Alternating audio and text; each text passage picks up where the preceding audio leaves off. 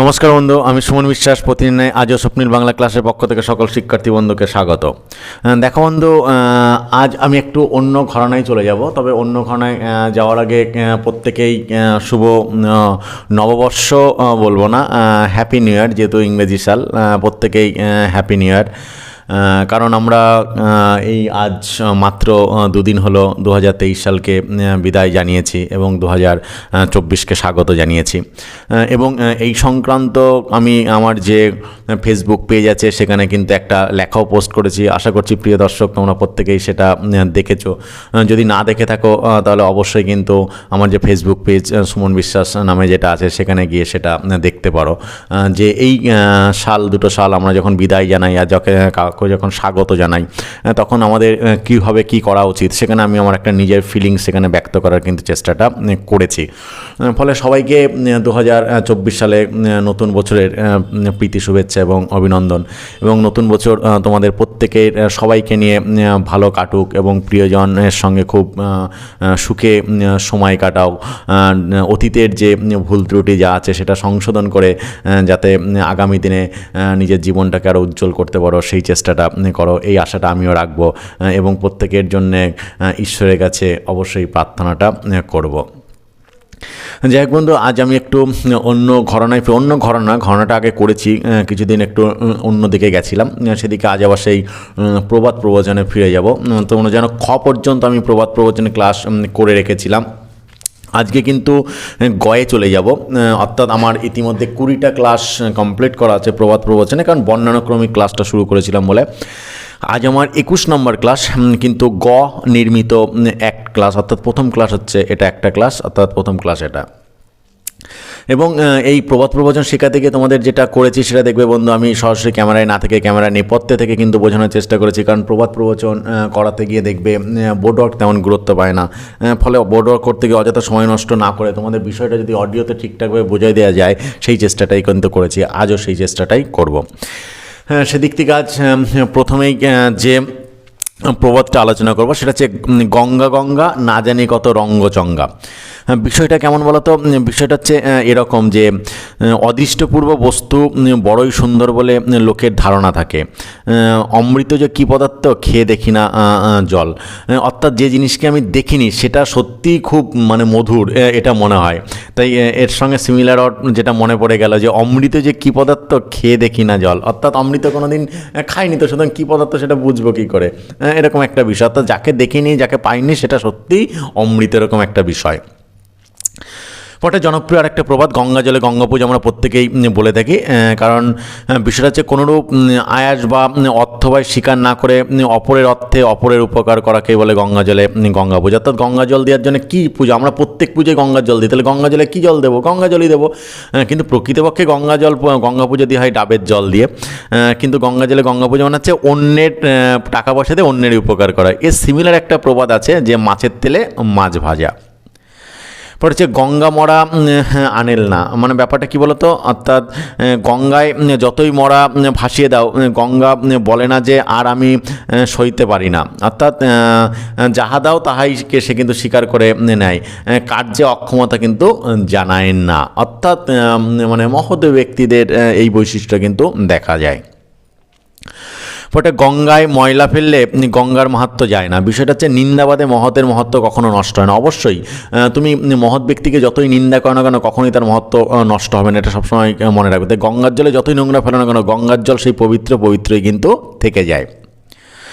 পরে হচ্ছে গঙ্গার জল গঙ্গায় রইল, পিতৃপুরুষ উদ্ধার হলো। বিষয়টা কেমন বলতো? অর্থাৎ পিতৃ তর্পণ করা, অর্থাৎ মারা যাওয়ার পরে আমাদের সেই গঙ্গা জলকে যখন পিতৃ তর্পণ করতে হয় মহালয়ার সময়, গঙ্গা থেকে জল তুলে আবার গঙ্গাতেই ফেলতে হয়। এতে গঙ্গা জলের লোকসান নাই, পিতৃলোকেরও তৃপ্তি হয়। বিনা প্রয়াসে কার্য, গঙ্গার জল নিলাম আর গঙ্গাতেই ঢাললাম, গঙ্গার জল একই রকম থেকে গেল, অথচ আমার পিতৃপুরুষটা কিন্তু উদ্ধার পেল।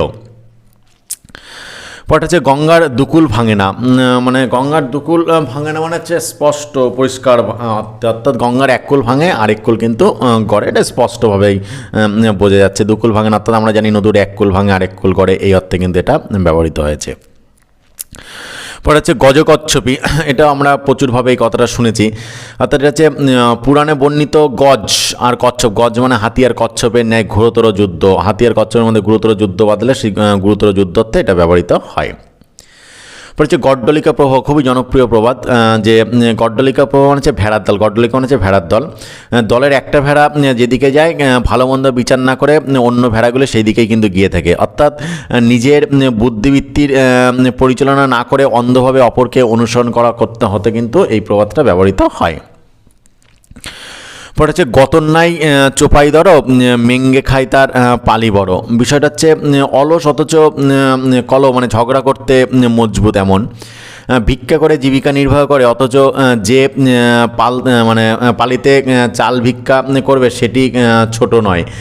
মানে হচ্ছে ধরো যে হাঁড়িতে করে তুমি চাল ভিক্ষা করে যাবে সেটা বড় হাঁড়ি কিন্তু নিজের, ছোট নয়। অর্থাৎ গতন্যায় চোপাই ধরো, মেঙ্গে খায় তার পালি বড়। অর্থাৎ ভিক্ষা করে খায় অথচ বড় হাঁড়ি ভিক্ষা করে, ছোট হাঁড়িতে সে ভিক্ষা নেবে না। মানে লোক দেখানো বিষয়টা, বহিরঙ্গে বহিঃপ্রকাশ। পরে হচ্ছে গতর পোষা, খুবই জনপ্রিয় প্রবাদ।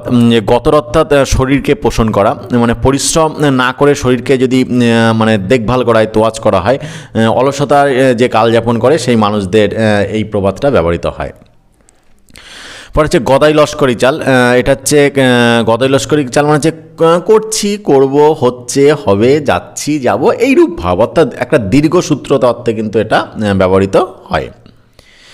পরে হচ্ছে গব্য থাকলে আগে পাছে কি করবে তার শাকে মাছে। মানে ব্যাপারটা হচ্ছে মানে ভোজনকালে প্রথমে ঘি এবং শেষে দুধ বা দধি মানে যদি মানে পাওয়া যায়, সেটা হলে শাক মাছ প্রভৃতির বিশেষ প্রয়োজন হয় না।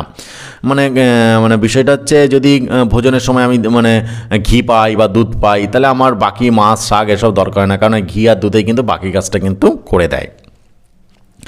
ওটা গভীর জলের মাছ আমরা যেটা বলে থাকি, অর্থাৎ গভীর জলের মাছ মানে স্থির বুদ্ধি চাঞ্চল্যহীন ব্যক্তি সম্বন্ধে এটা প্রযোজ্য। অর্থাৎ গভীর জলের মাছ হচ্ছে বিরাট বুদ্ধিমান ব্যক্তি সম্পর্কে কিন্তু এটা প্রবাদটা ব্যবহৃত হয়। বলছে গয়ায় পাপ বিদায় করা, অর্থাৎ ভূত বিদায় করা। মানে আমরা জানি যে গয়ায় পাপ করলে তার খণ্ডন সহজে হয় না। গয়ায় পিণ্ডদান করলে পিতৃলোক প্রেতজনি থেকে মুক্তি পায়। সুতরাং গয়ায় যে ভূত উদ্ধার লাভ করে না তার উদ্ধার সুকঠিন। অর্থাৎ যাকে সহজে তাড়াতে পারা যায় না তাকে তাড়ানোর অর্থে কিন্তু এটা এই প্রবাদটা ব্যবহৃত হয়।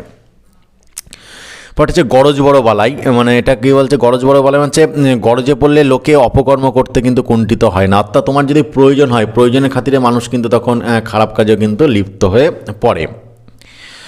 পরে হচ্ছে গরজে গয়লা ঢেলা বয়। ব্যাপারটা হচ্ছে গয়লা, সাধারণত গয়লার বাঁকে বা ঝুড়িতে যদি একদিকে দুধের হাঁড়ি থাকে তাহলে তার সমান রাখার জন্য অপরদিকে ইট বা অন্য ভারী জিনিস তখন কিন্তু চাপাতে হয়। অর্থাৎ আবশ্যক পড়লে, প্রয়োজন পড়লে পরিশ্রম সাধ্য অনাবশ্যক কার্য কিন্তু তাকে করতেই হয়, এই অর্থে এটা ব্যবহৃত হয়। পরটা হচ্ছে গরব করে যৌবনের ভরে কাঁদতে হবে অঝরঝর ঝরে। মানে হচ্ছে এই যে যৌবনের ভরে, অর্থাৎ যখন যৌবন অর্থাৎ শরীরে যখন ক্ষমতা থাকে তখন কেউ যদি অহংকার করে তাহলে কিন্তু খুব সমস্যা। অর্থাৎ তখন কী হবে বলতো, যৌবন যখন শেষ হয়ে যাবে তখন দুষ্কর্মের জন্য তখন তাকে কিন্তু অনুতাপ কিন্তু করতেই হবে।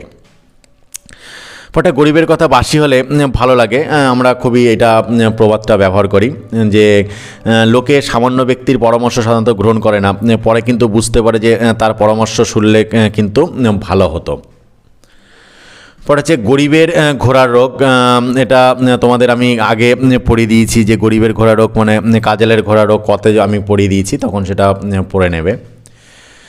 সেই কয়ের যে ভিডিওটা আছে সেটা দেখে নিলে কিন্তু তোমরা বিষয়টা পরিষ্কার হয়ে যাবে। পর হচ্ছে গরিবের রাং বা রাংতাই সোনা, মানে হচ্ছে যার যেটা আছে তার পক্ষে সেটাই কিন্তু মূল্যবান, এই অর্থে কিন্তু এটা ব্যবহৃত হয়। পরটা হচ্ছে গরু জরু ধান রাখো বিদ্যমান, মানে হচ্ছে ধরো গরু, স্ত্রী এবং ধান এই তিনটিকে নিজে তত্ত্বাবধানে রাখবে, পরের হাতে পড়লে কিন্তু এটা নষ্ট হয়ে যাওয়ার সম্ভাবনা। অবশ্যই গরু অন্য হাতে গেলে অন্যরকম হবে, জরু মানে স্ত্রী অন্য হাতে গেলে অন্য কথা শুনবে, ধান যার কাছে রাখবে সেটা, অর্থাৎ এইসব জিনিসগুলো নিজের আয়ত্তে রাখাই ভালো।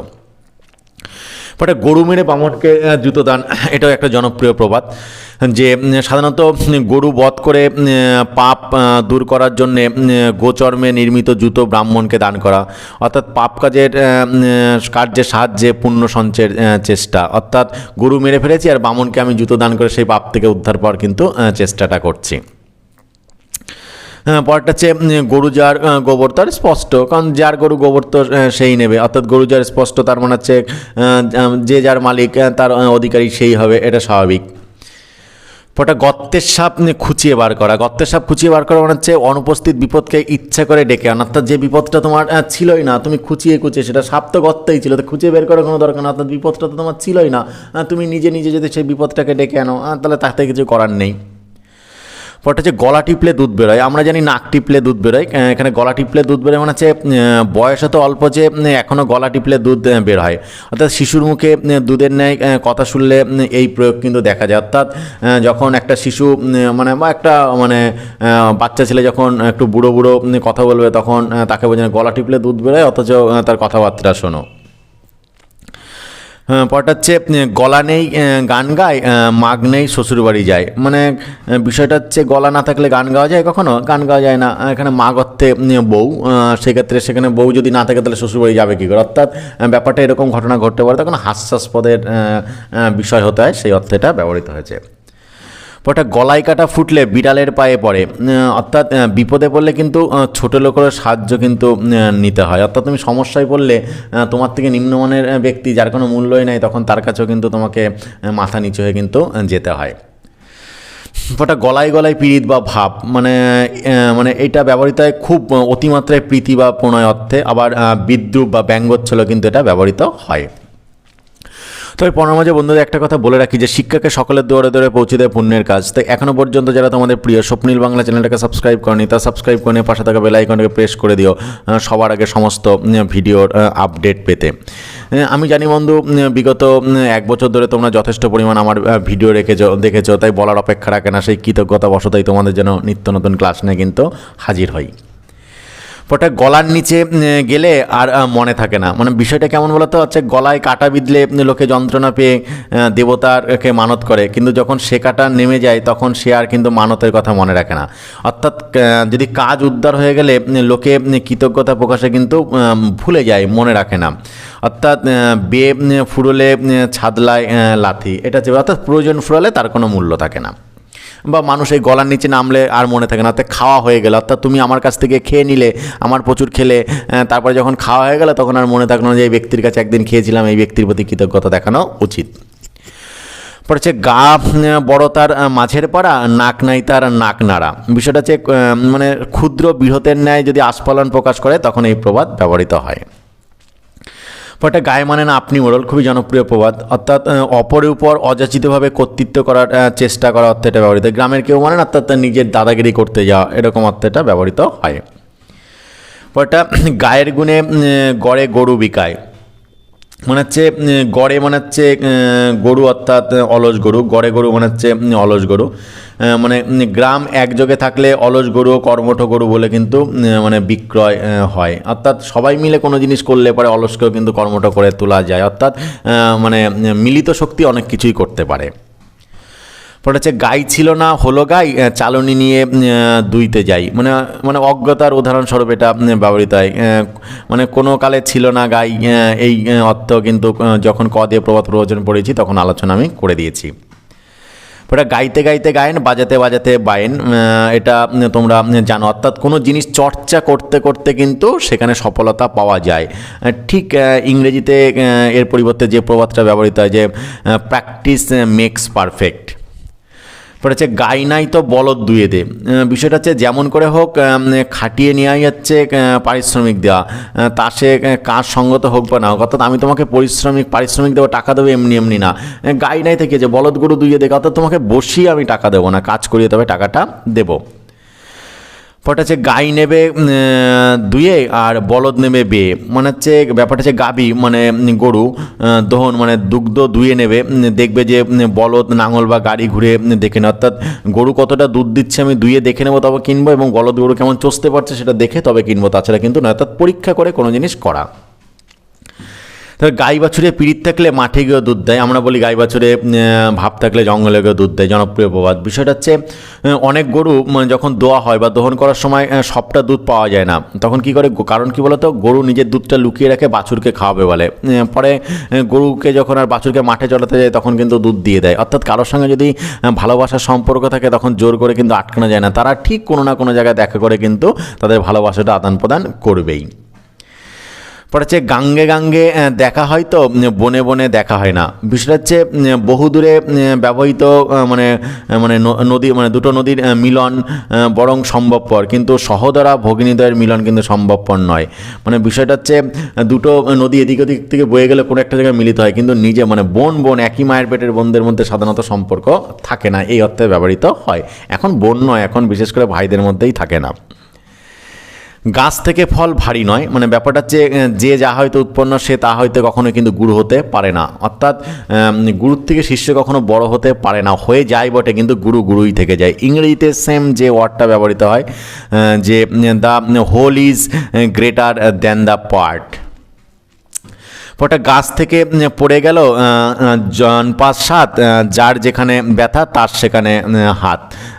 বিষয়টা কেমন বলো তো, বিষয়টা হচ্ছে এরকম যে উপর হতে পড়ে গেল জন ৫-৭, অর্থাৎ আমি যখন এই প্রবাদটা পড়েছিলাম উপর দিয়ে তখন আলোচনা করে দিয়েছিলাম, অর্থাৎ যার যেখানে ব্যথা লাগে সে সেখানে কিন্তু হাতটা দেবে। ইংরেজিতে সেমভাবে যেটা ব্যবহৃত হয়, the wearer best knows where the shoe pinches. পরটা হচ্ছে গাছে উঠতে পারে না বড় ছানাটি আমার, মানে অতিরিক্ত আবদার অর্থে, নিজে কোনো কাজ করবে না তো অথচ অতিরিক্ত আবদার অর্থে এটা ব্যবহৃত হয়।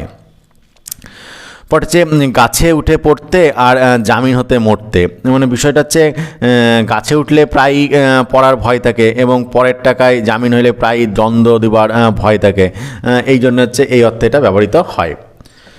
পরটা হচ্ছে গাছে কাঁঠাল গোপে তেল, খুবই জনপ্রিয় এটা প্রবাদ। গাছে কাঁঠাল গোপে তেল মানে হচ্ছে কাঁঠাল এখনও গাছে রয়েছে অথচ সেটা খাইতে গেলে পাছে গোপে আঠা লাগে, এই ভয়ে গোপে তেল দেওয়া হচ্ছে। বিষয়টা হচ্ছে যাহা পাইব কিনা কিছু স্থিরতা নেই তৎসম্বন্ধে মানে মানে একটা নিশ্চয়তা হওয়া, অর্থাৎ কাজ কমপ্লিট না হতে কাজের ভাগ নিয়ে হচ্ছে টানাটানি করা। এটা বিষয়টা হচ্ছে কাল নেমি লঙ্কা ভাগের প্রবাদের মতন। ইংরেজিতে এটা ব্যবহৃত এইভাবে যে building castle in the air. পরে হচ্ছে গাছে গরু চড়ানো মুখে ধান শুকানো। বিষয়টা হচ্ছে গাছে গরু চড়ানো আর মুখে ধান শুকানো সমান কথা, মানে চচ্চর করে বেশি বকলে তাতে কিন্তু মুখে ধান শুকানো বলে হচ্ছে এটা ব্যবহৃত হয়। দেখো বন্ধু, আজ গ দিয়ে যে প্রথম ক্লাস আর টোটাল 21 নম্বর ক্লাসে আর একটা প্রবাদ প্রবচন আলোচনা করে আজকের ক্লাসটা শেষ করব। পরবর্তীকালে তোমার গনির্মিত আরেকটা ক্লাসে বাকি ক্লাসগুলো কিন্তু কমপ্লিট করার কিন্তু চেষ্টাটা করব। সেদিক থেকে আর যে প্রবাদটা বলবো সেটা হচ্ছে গাছে তোমার তুলতে সবাই আছে, নামাতে কেউ নাই। মানে বিষয়টা হচ্ছে কী বলতো, অর্থাৎ বিপজ্জনক কার্য করতে উৎসাহদানে সকলেই তৎপর, কিন্তু বিপদ ঘটলে কিন্তু রক্ষা করতে কেউ কিন্তু অগ্রসর হয় না। মানে গাছে তুলতে সবাই আছে কিন্তু যখন নামাতে আর কেউ নেই। এই সম্পর্কে আরেকটা কথা তোমাদের বলে রাখি যে গাছে তুলে দিয়ে মই কেড়ে নেওয়া যেটা আমরা করে থাকি, তার মানে কি বিপজ্জনক কার্যে আমি তোমাকে ঠেলে দিচ্ছি।